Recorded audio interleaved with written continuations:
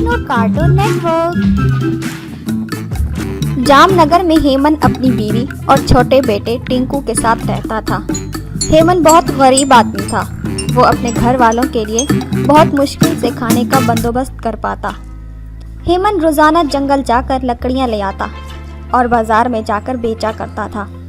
रोज की तरह हेमंत जंगल गया और लकड़ियां काट कर बाजार पहुंचा और जोर जोर से चिल्लाने लगा, लकड़ियां ले लो, आग जलाने के लिए लकड़ियां ले लो। हेमंत की आवाज़ सुनकर एक आदमी वहां आया।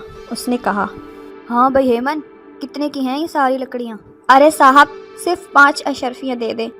5 अशरफियाँ? नहीं नहीं, मुझे नहीं चाहिए तुम्हारी लकड़ियाँ इतनी महंगी, अपने पास ही रखो। अच्छा जनाब, आपकी मर्जी, आप जितने दे दो। मैं सिर्फ 3 अशरफियाँ दूंगा, लेनी है तो लो। जी जनाब, बेहतर। हेमंत 3 अशरफियाँ लेकर किराने की दुकान पर जाता है और दुकानदार से पूछता है, भाई ये चावल कितने के हैं? 1 किलो की 2 अशरफियाँ। और ये दाल कितने की है? 1 किलो की 4 अशरफियाँ। भाईजान, मुझे 1 किलो चावल और 250 ग्राम दाल दे दो। दिन भर की कमाई से हेमंत बस इतना ही राशन घर ले जाता है, जिससे उसकी बीवी खाना बनाती है और उसका पूरा परिवार खाना खाता है। अगले दिन रोज की तरह हेमंत लकड़ियां काट कर बाजार बेचने के लिए जाता है। लकड़ियां ले लो, आग जलाने के लिए लकड़ियां ले लो। सारा दिन वहां खड़ा रहने के बावजूद भी उसकी लकड़ियां नहीं खरीदते। अगले दिन फिर से हेमंत लकड़ियां बाजार लेकर जाता है। लकड़ियां ले लो, आग जलाने के लिए लकड़ियां ले लो। सारा दिन गुजर जाता है।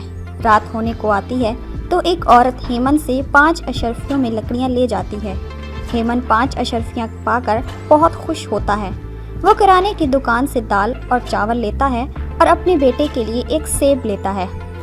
हेमंत घर की तरफ जा रहा होता है कि रास्ते में एक बड़े से घर से किसी के रोने की आवाज़ आती है। तो हेमंत अंदर जाता है तो वहाँ क्या देखता है कि एक छोटा बच्चा रो रहा है। अरे बेटा, तुम क्यों रो रहे हो? मुझे बहुत भूख लग रही है, मैंने 2 दिन से कुछ नहीं खाया है। फिर हेमंत उसे वो सेब देता है, जिसे वो लड़का फौरन खा लेता है और लड़का हेमंत से कहता है, अंकल, आपके पास कुछ और खाने को है क्या? हेमंत उसे वो दाल और चावल बनाकर देता है, जिसे लड़का पेट भर कर खाता है। तो तभी वहाँ पर एक औरत की आत्मा प्रकट होती है। वो कहती है, आपका बहुत बहुत शुक्रिया भाई साहब, मैं 2 दिन पहले मर गई थी और मेरा बेटा भूखा था। क्या?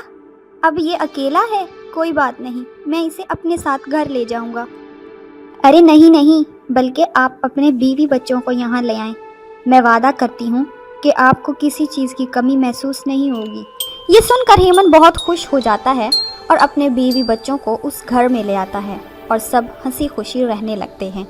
इस कहानी से हमें ये सीख मिलती है कि दूसरों की मदद करने से हमारी मदद ऊपर वाला करता है।